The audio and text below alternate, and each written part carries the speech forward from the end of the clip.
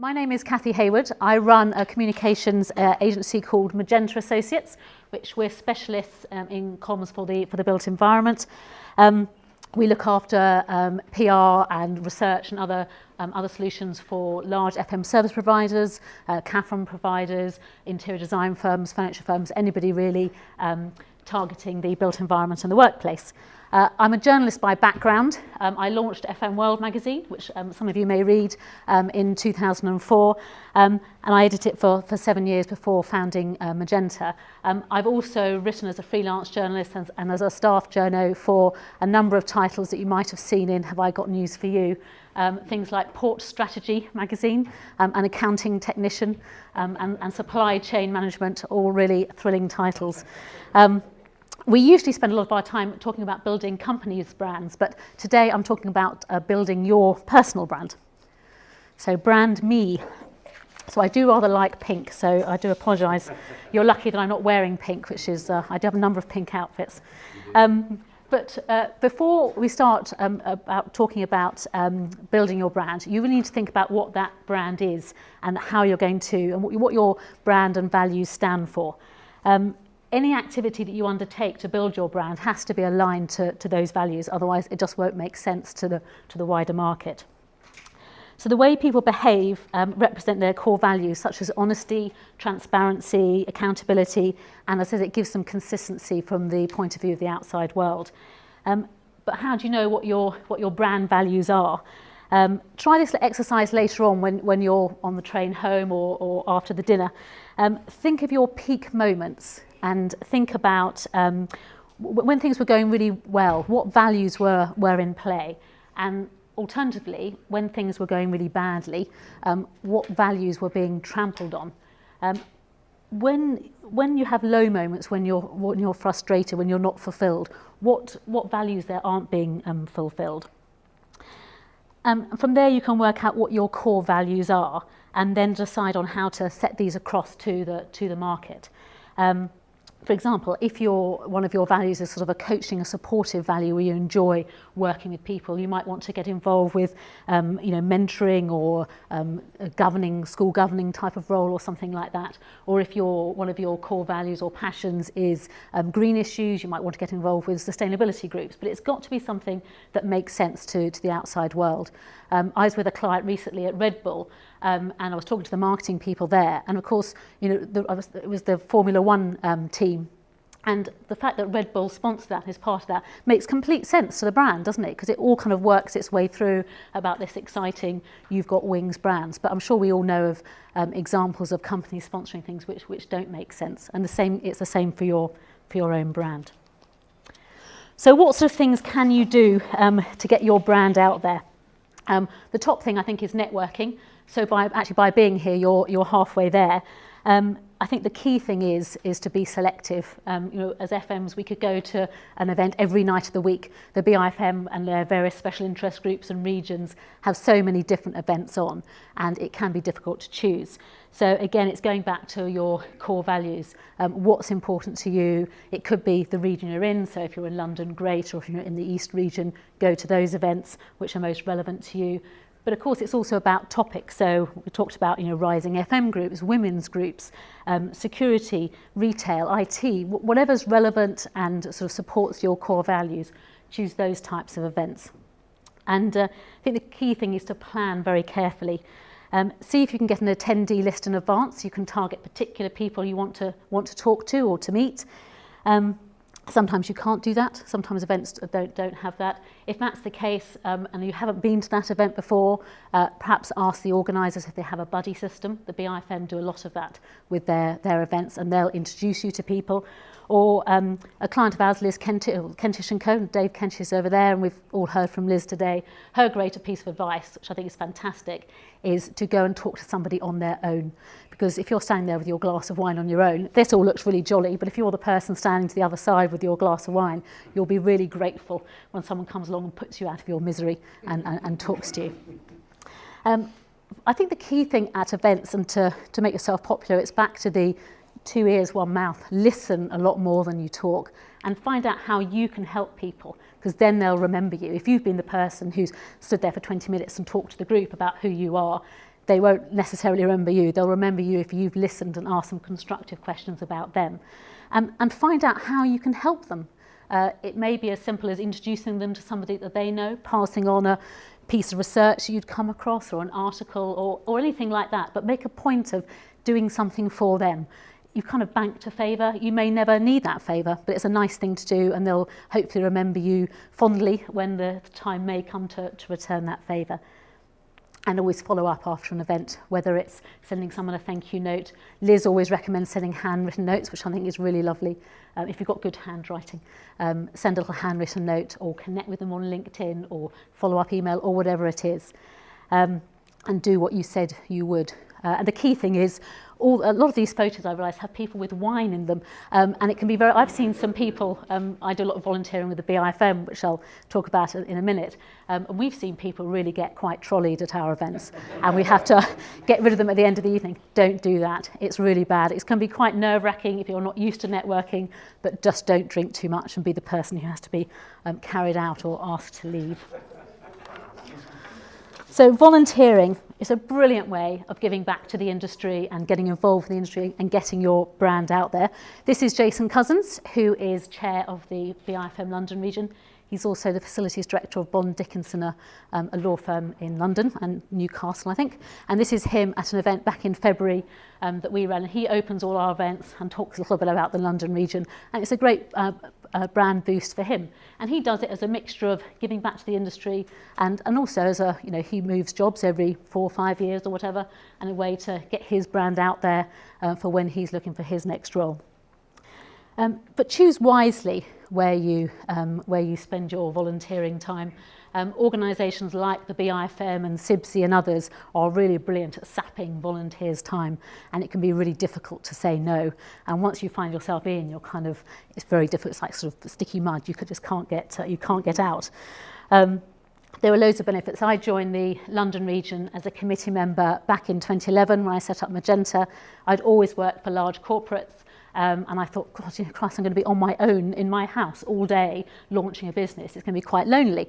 So I thought by joining the BIFM London Region Committee, I'd have a team of people around me. I could get involved with team events, learn new skills. Event organisation has been great. Learnt lots of PowerPoint-related skills, public speaking stuff that I hadn't really ever done before. So by joining a committee, you become part of a bigger team, you expand your network, you learn new skills, and of course you get known, because when Jason's not doing that, I'm the one who has to introduce the events as deputy chair. So it's a brilliant opportunity, and we get involved in all sorts of things.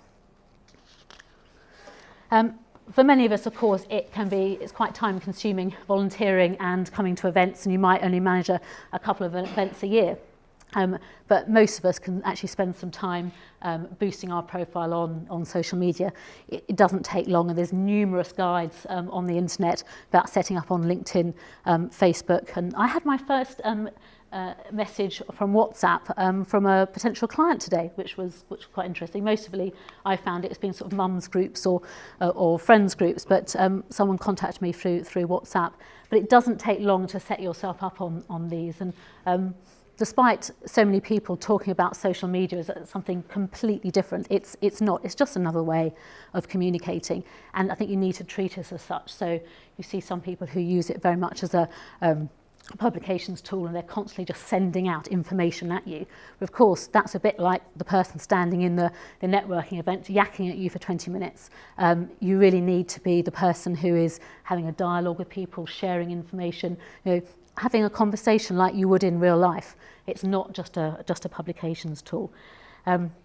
We have loads of guides on our website about this, and if anybody wants any of them, I'm very happy to send them to you afterwards. Just give me your email address. But again, it goes back to your values, what you say. Years ago, we could pretend to be somebody we weren't, perhaps in a sort of a professional setting, but now everything is very transparent. I went through a stage where I wouldn't have anybody that I knew professionally as a Facebook friend, but that's kind of all changed now. And you can, everything is you have to be very consistent and professional, and as you are in real life, you can't hide anything.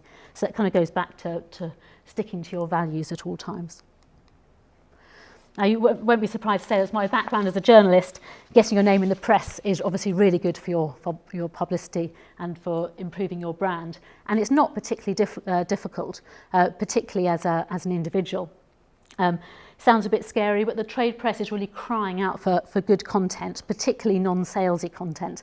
It's always easy to get what I call PR puffery pieces, but when the press wants some really good content, they'd be delighted to hear from you. The front page or the inside cover of all these magazines has what's called a flannel panel, which has all the contact details for the journalists, or you can find them on LinkedIn. Just drop them a note, say who you are and what your idea is. Be quite short, don't go into, don't write the article itself in the pitch, and see what they say. Follow up them if you don't hear, and if they completely ignore you, just move on to the next one. But there are so many magazines in the FM space that I'm sure there's one or two which would be very interested in hearing from you.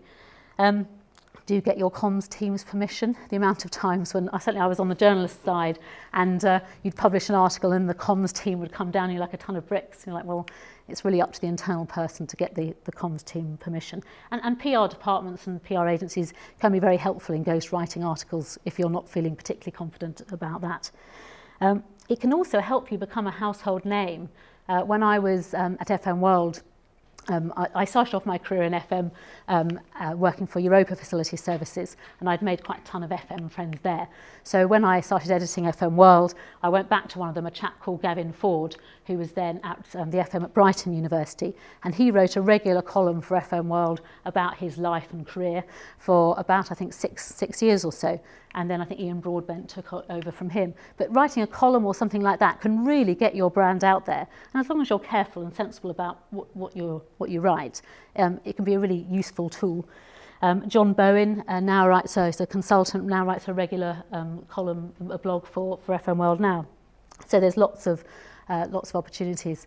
And editors will then come to you. If you have a particular topic, we have a client who has a very strong HR director, and she's always been asked for comments on any HR related issue within FM, and in fact we've managed to get her into the national press quite a lot representing this particular client. So if you manage to kind of own a particular topic, it can be really beneficial to you and to your organisation.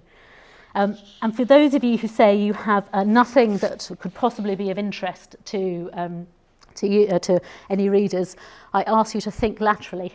My colleague Esme will laugh here. This is an article that we had published in the Telegraph.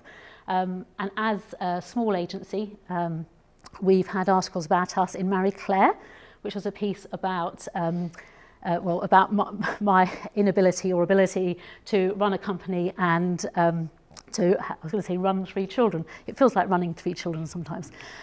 We've had a piece in The Guardian about leadership within SMEs, and then this piece in The Telegraph about I set up the company with my now ex-husband, and it's not a piece about how you can make success of a business, even if you didn't make a success of the marriage, and how we get on generally pretty well now.